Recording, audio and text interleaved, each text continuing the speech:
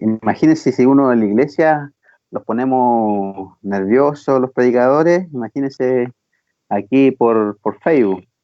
Eh, Así que mis hermanos, vamos a pasar a la palabra de Dios, No nos vamos a salir, eh, para que esté buscando pero no nos escuchamos. en Génesis 17:17, para que estén buscando su Biblia.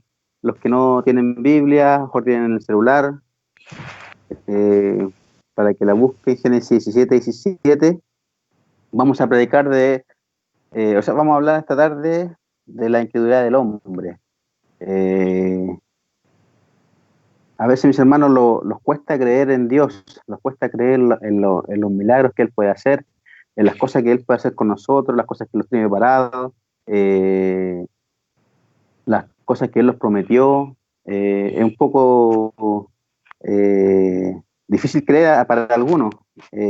Por ejemplo, para mí, antes de llegar a los caminos de Dios, era difícil, era complicado creer en la palabra de Dios, creer en los milagros que Dios hacía. Por eso ahora le voy a hablar sobre la incredulidad de Abraham.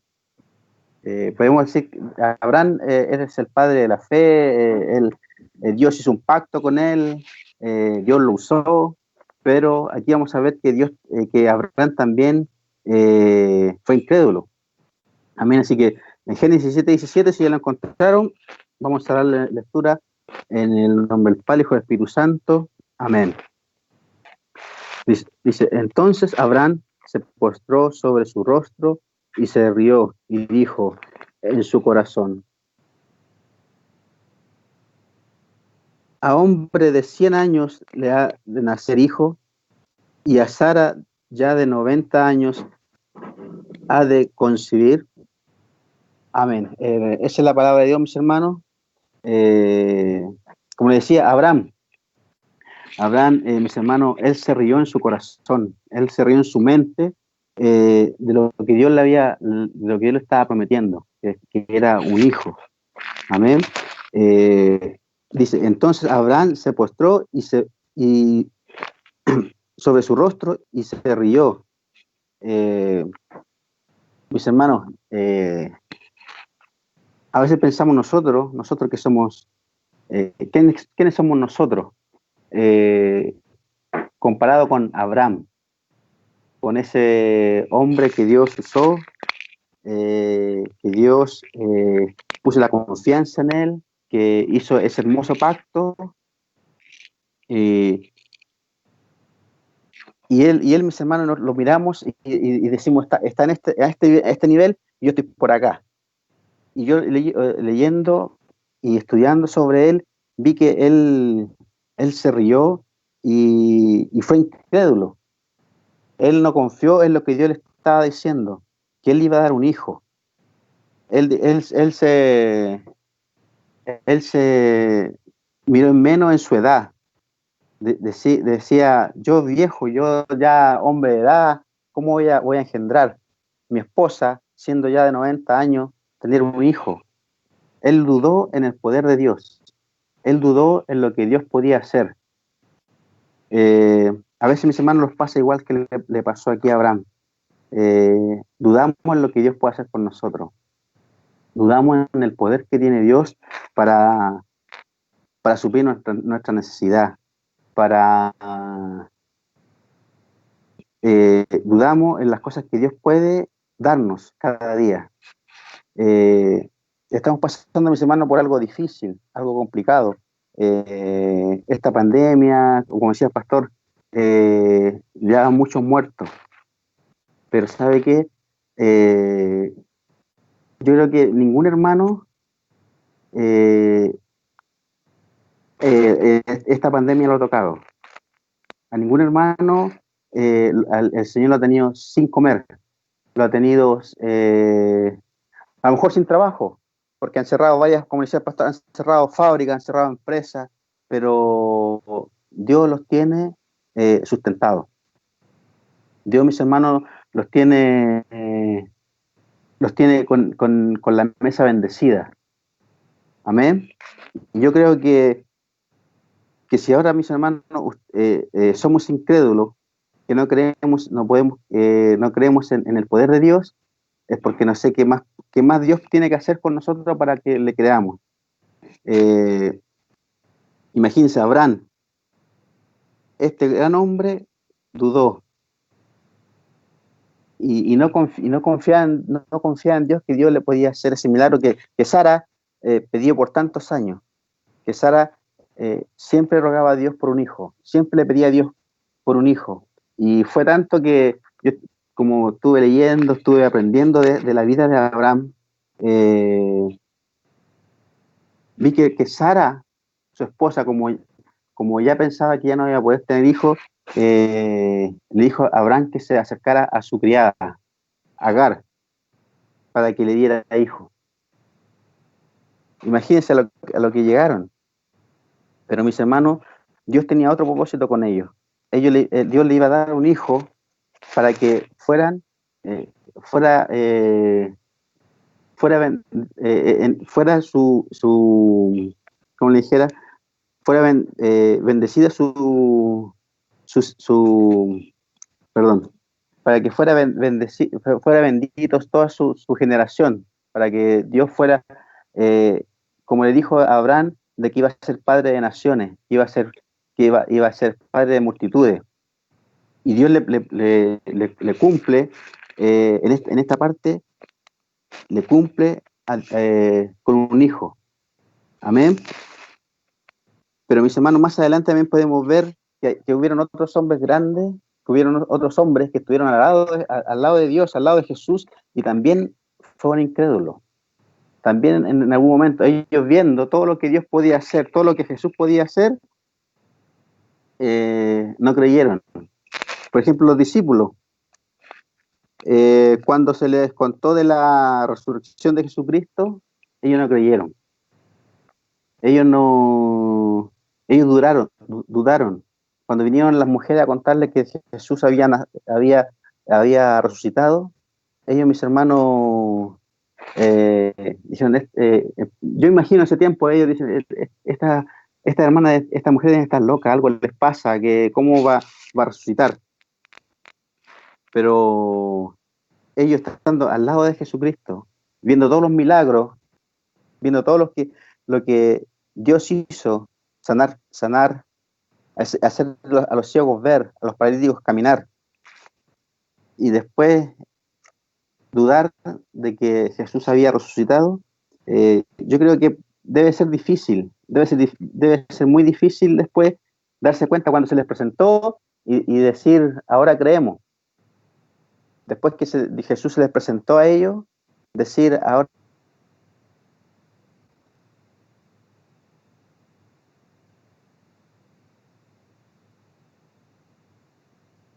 hizo en su estadía aquí en la tierra, y después dudar, después decir, no, esta mujer está loca, no sabe lo que están hablando. A veces, mis hermanos, pasamos por lo mismo. A veces nosotros vemos milagros de la iglesia, vemos que Dios sustenta a cada uno de nosotros, y cuando pasamos por dificultades, por problemas, empezamos a dudar. Empezamos a dudar si Dios existe, si es verdad que Dios está conmigo. Empezamos a dudar o a pensar si que estoy bien, que siga caminando, o ya me voy de la iglesia. Empezamos con problemas, dudamos. Después de todo lo que Dios ha hecho con nosotros, después que Dios lo rescató del mundo, lo sacó de la aflicción que estábamos, lo sacó, mis hermanos, a lo mejor de la drogadicción, de la vagancia.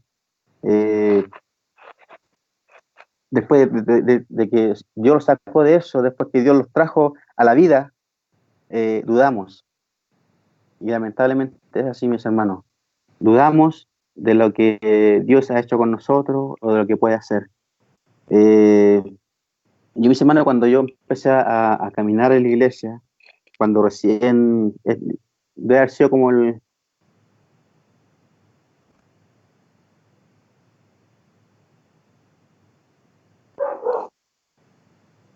perdón, en 95, por ahí debe haber sido. Yo cuando empecé a caminar, yo mis hermanos no creía en los milagros de Dios, no creía en lo que Dios sanaba enfermos, que Dios te sustentaba, que Dios hacía milagros en este tiempo. Yo no lo creía.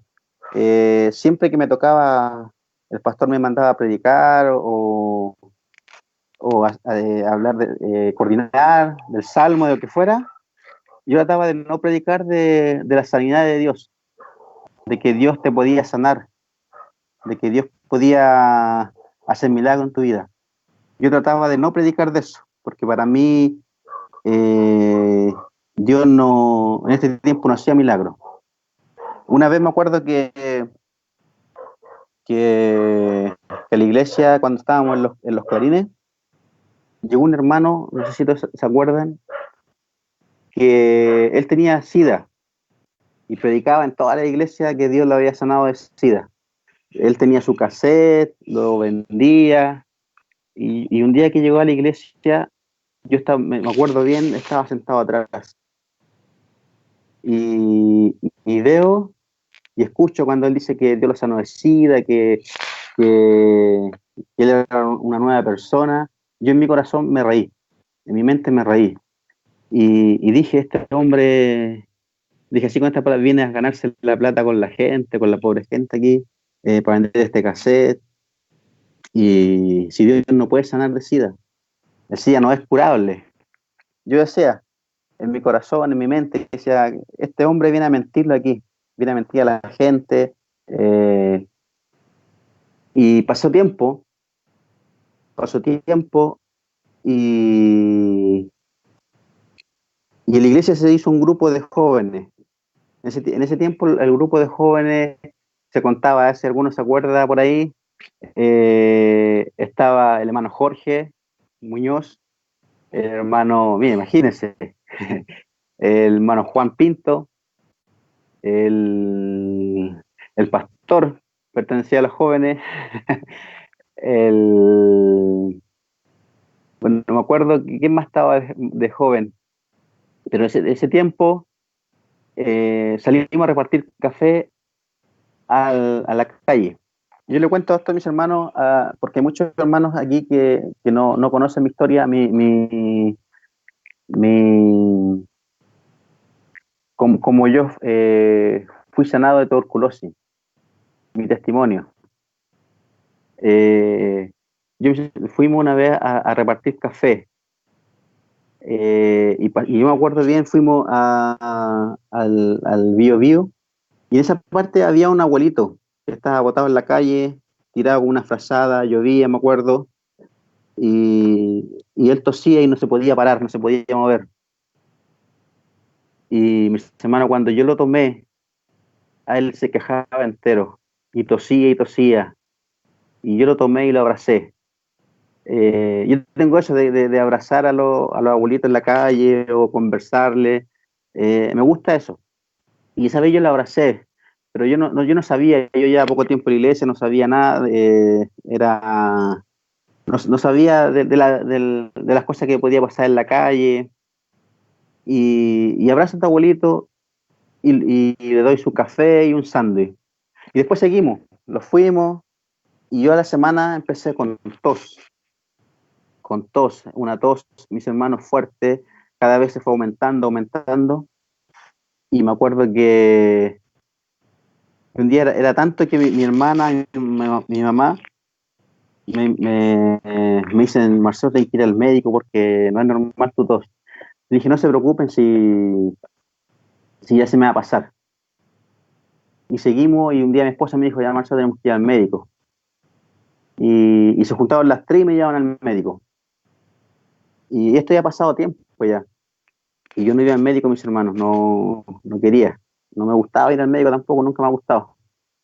Y cuando llego al médico, me hacían unos exámenes y me dice ya, cualquier cosa lo mandamos a buscar porque esto se ve medio complicado. Y yo llego a mi casa y el otro día llegan de urgencia, llegan del consultorio a buscarme porque había salido positivo mi examen de TBC, que se llama.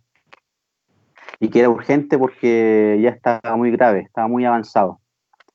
Y mis hermanos, cuando yo llego al consultorio, me acuerdo, y me dicen que tengo que internarme en una parte donde me iban a aislar, donde me iban a dejar solo, donde solamente me iban a dar cosas por debajo de una puerta, si es que se podía.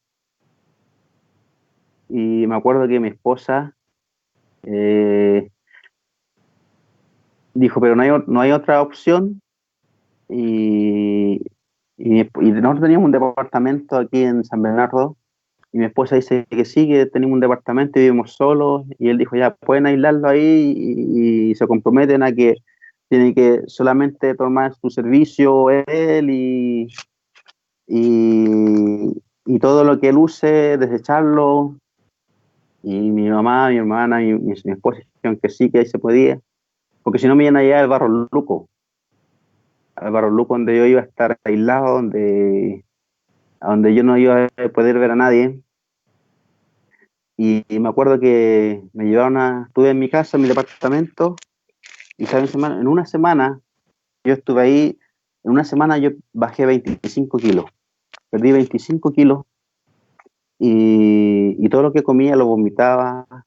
eh, Después ya no podía comer, eh, tomar agua poco. eh, Era difícil, era difícil la situación que yo estaba pasando. Y después de mis hermanos, de yo haber renegado contra Dios, de que Él no podía sanar, de que no podía hacer milagros, yo en ese momento necesitaba que Dios hiciera un milagro en mi vida. Empecé a pedirle a Dios, empecé a hablar con Dios y decirle que si Él existía, que si Él estaba, que yo quería creer, y que si Él hacía la obra, porque después que tuve otra cita con el médico, fui al hospital, eh, fue más difícil porque en ese momento me dieron 6 meses de vida.